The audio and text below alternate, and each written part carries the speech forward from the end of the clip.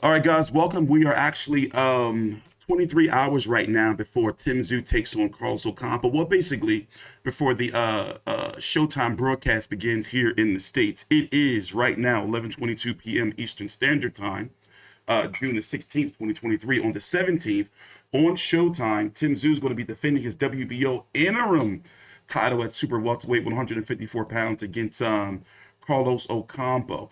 This fight is going to be taking place in the Gold Coast Convention Center in Broad Beach. How many does that arena sit? They said that it's sold out, but I remember you telling me, Big J, before we jump into the weigh-in, that it seats more, but they only had a certain amount of seats available, so that's why they're called or made available. So that's why they're calling it a sellout. I I cannot confirm nor deny, but I think it does seat anywhere between 6,000 to 8,000. I think that's right. Okay. Yeah.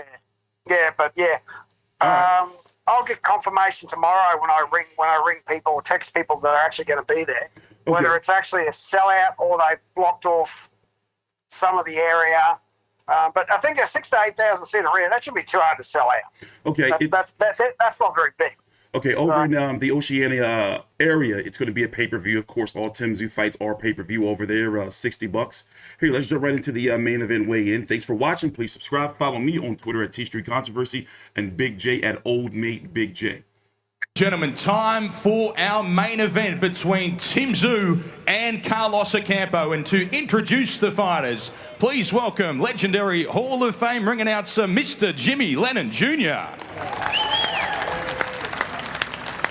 Thank you very much for that kind welcome, ladies and gentlemen. Indeed, good afternoon to you, and we welcome you to beautiful Gold Coast, Australia, as No Limit Boxing and the Rose Brothers present the official weigh-in for a highly anticipated main event of the evening, presented in association with Premier Boxing Champions and TGB Promotions. It's 12 rounds of action for the interim WBO Super Welterweight Championship of the World. And now, ladies and gentlemen, we invite the challenger to the scale at this time. The challenger representing the esteemed Mexican boxing tradition from Ensenada, Baja California in Mexico. His record 35-2 with 23 wins coming by way of knockout. He is making his Australian debut. Please welcome the former world title challenger and the current world rank contender, introducing Carlos Chema Ocampo.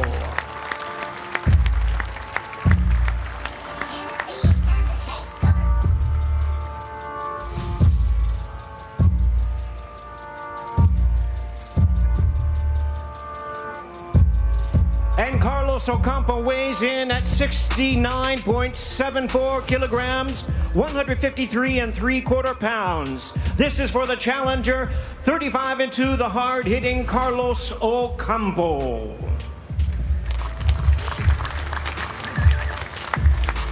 And now, ladies and gentlemen, his opponent, really needing no introduction, the defending champion, representing the elite boxing family from Sydney, Australia. Undefeated at 22-0 with 16 knockouts. Boxing's popular young superstar of Australia. Here is the undefeated interim WBO Super Welterweight Champion of the World, Tszyu.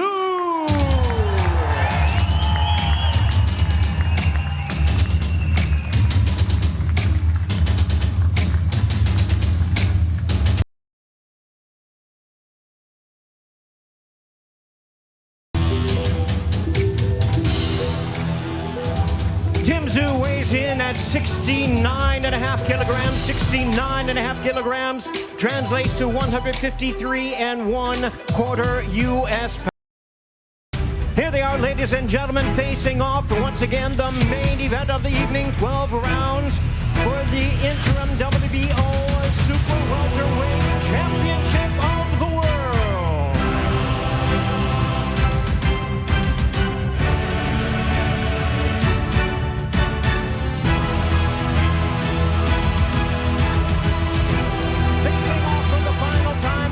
Each other in the So Tszyu has just weighed in at 153 1/4, and Carlos Ocampo 153 3/4. Once again for the WBO interim title at 154 pounds. And basically, I'm gonna jump right into it. Hey, I have Tszyu winning by decision. However, I do feel that this fight, he might get tested, because when we talked about the other opponents, this is a guy that's, you know, in his prime, young. He's been knocked out once. He's lost to Sebastian Fundora. He is seasoned. So basically, he's been on this stage, you know, even when he fought Errol Spence, that was a big fight, because it was Errol Spence's homecoming fight to defend his title, but he's been on this stage before, and he's got some pop and power in him. In fact, let's go look up his resume real quick for the guys that didn't get to see it. 35-2 with 23 KOs, 27 years old. Mexican, of course. Very high knockout percentage, but when you look at the guys he's been knocking out, you can say, okay, they're not Tszyu. But what I'm saying is, I'm not picking against Tszyu. I'm not saying that Ocampo. Oh wait, let's listen to what Tim had to say to Ben Damon. Continue this all-important fight tomorrow. Tomorrow we all go to war. That is Tszyu. Ladies and gentlemen, thank you for joining us at our official weigh-in. We'll see you Tomorrow at the fights. And then he talks to Sean Porter and the blonde girl whose name I can't remember. Okay, yeah.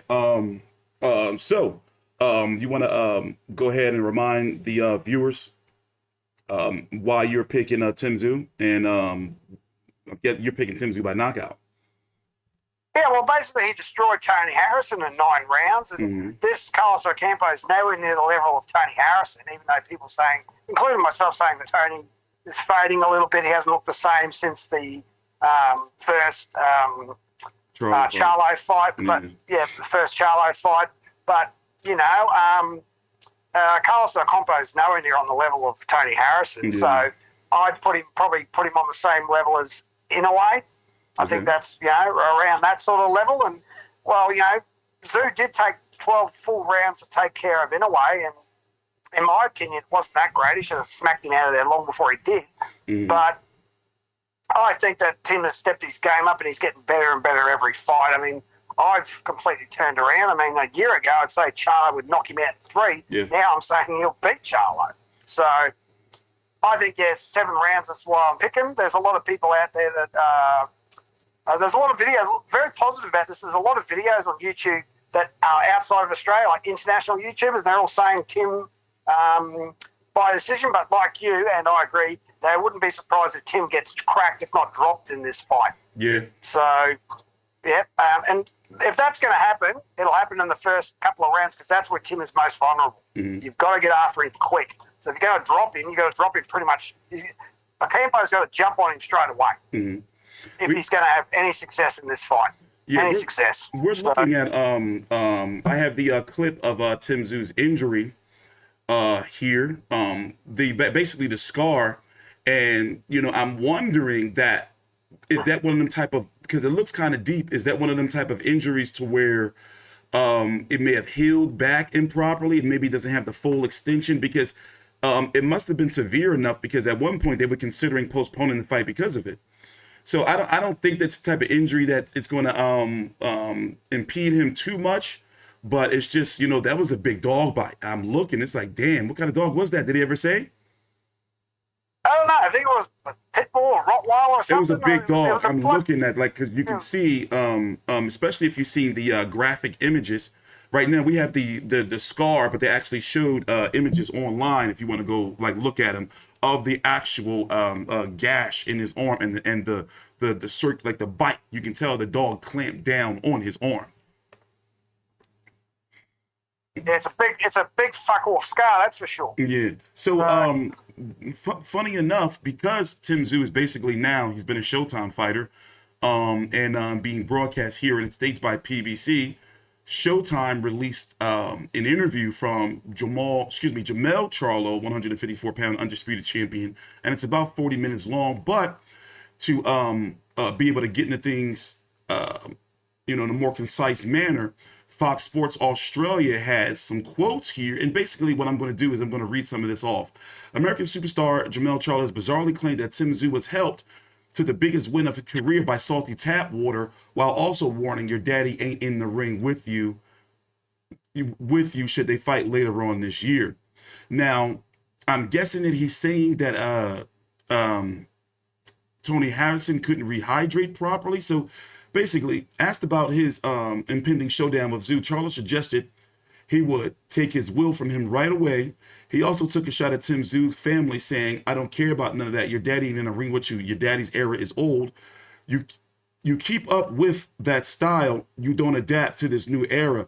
This new style, you're going to end up having more problems anyway. Muhammad Ali was great in his era. This is a different era right now." Asked about Tszyu's most recent win over fellow American Harrison, Charlo suggested that something was off with the fighter who beat him for the WBC crown back in 2018. "I felt like something ain't right with him," said Charlo. "Something about Australia, the way we get treated in America in fight week and all of that. I felt it was a little bit different. I know for a fact he didn't have his business orientation as well." I don't know what that means. "They probably put him in a nice hotel. They have nice hotels all over the world, but the secret thing about Australia is they got a little salt in their water. So just rehydrating is going to be bad. Just by the way you're losing and cutting weight, then putting salt water in your body, you're holding on. Maybe the weight cut was the issue." Making excuses for him. What do you think about that, Big J? Well, the fuck would he know? He's never been to Australia. Yeah. What? That is the biggest load of gibberish bullshit I've ever heard. That sounds like a man who knows he's going to get his ass kicked and he's fishing for excuses. Yeah. If Charlo was a true champion, he wouldn't give a rat's ass what Tim was up to. Mm-hmm. He'd be like, "Oh, I don't. Tim, I'll smash it." All you need to say is, "Yeah, Tim, I'll smash it." That's all. If that does not sound like a man who's acting like a champion who thinks he can win easily, that sounds like a bloke who sounds like he's going to get his ass kicked and he's fishing for excuses. Yeah. So, looking at his what resume, the fuck would he know about Australia? He's never been here. As you said, Jermell Charlo's 33 years. I got Jermell in the mind because he's in talks to fight Canelo. Bullshit, that's never going to happen. Jermell Charlo, 35-1-1 with 19 KOs. Last fight was last May against Brian Castano. He's had an hand injury that a lot of fans at the beginning questioned the legitimacy of it, but I do believe that he was really injured. Then before that, a 10-month layoff when he fought Castano the first time. So basically, he's had one fight in 2020, Jason Rosario. And wait, let me back up. I was at his fight against the first Tony Harrison fight. No, excuse me, I was at the first Tony Harrison. The second Tony Harrison fight happened December of 2019. Then he fought Jason Rosario in the end of September of 2020. In July of 2021, when he fought Castano the first time, and then May of 2022. And now he's not going to be back into the ring until at least September of this year. So he's working on an average of 9-month layoffs in between fights for the last 3 years. Nearly 4 years. You can't do that now. shit at his age. Well, you can't do that shit at any age. You shouldn't be that. As I said, once you hit the early 30s and once you get that peak over 32, things start changing. Mm-hmm. You get older, it takes longer to recover, it takes longer to do things. He's at the arse end of his prime.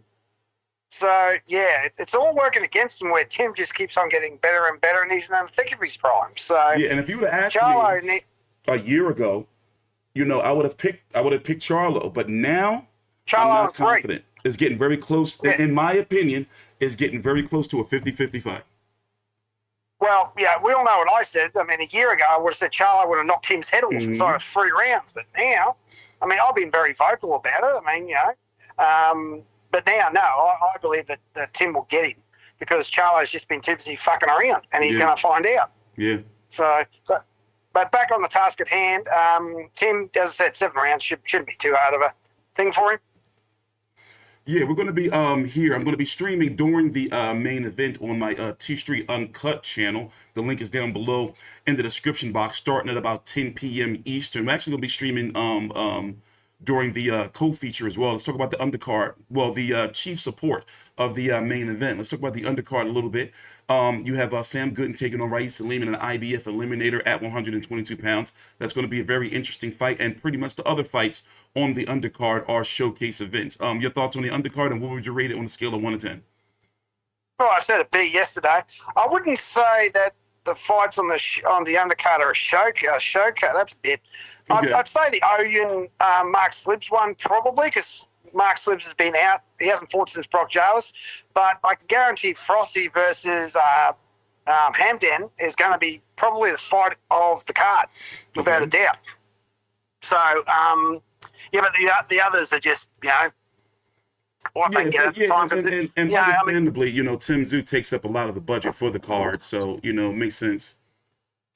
Well, it's not that. It's like Liam Wilson also got injured as well. He was supposed to be on the card, but he buggered his ankle or something. He'll be back in August. I saw a video of Glenn Jennings saying he'll be back in August, so obviously No Limit's got another card coming up in August. Yeah, but I mean, as I said, for what they've got, I think they've put it on a solid B card. I'm really looking forward to Sam Goodman's fight and Frosty's fight.